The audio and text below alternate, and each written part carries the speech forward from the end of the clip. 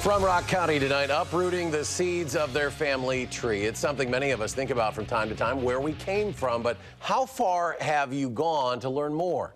Residents with roots in Rock County are searching for family members long forgotten. News 3's Valina Jones caught up with the group as they combed through southern Wisconsin farmland. How can we know where we're going if we don't know where we've been?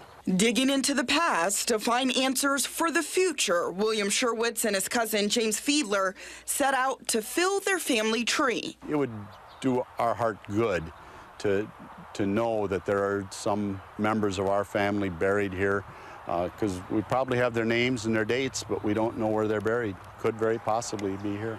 It was a lost cemetery, and no one really knew, who it was that was buried here. Fiedler's great-grandfather owned land in 1902 south of the half-acre field they are now surveying for lost grave sites. We're hopeful that at least we'll find as many people as we can, and from there now we have to actually try to track down the families of the people that are actually buried here.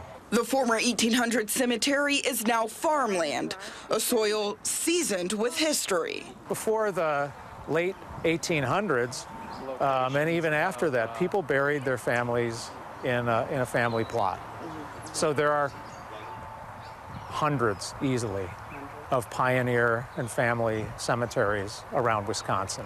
Using a magnetometer, a device that uses radar scans to identify any metal from caskets, nails, or other remains, students from Lawrence University have spent the past 2 weekends collecting data they hope will lead to closure for families. Our purpose is to identify where interments are so that they can be preserved, so that the people buried there can rest in peace. Red flags mark where an estimated dozen graves lost underground might be, a number that raises even more questions. The big question now, of course, is where are the headstones? Were there headstones? Do they exist someplace?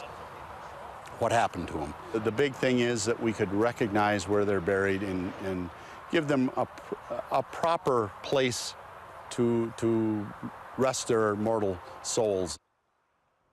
Valina Jones reporting, and today students found at least 9 sites. Fiedler hopes that the town will officially name the land as a cemetery again. He's also asking for help in locating those lost headstones to identify the family members, and we'll put his contact information on our website. Just click on this story at channel3000.com.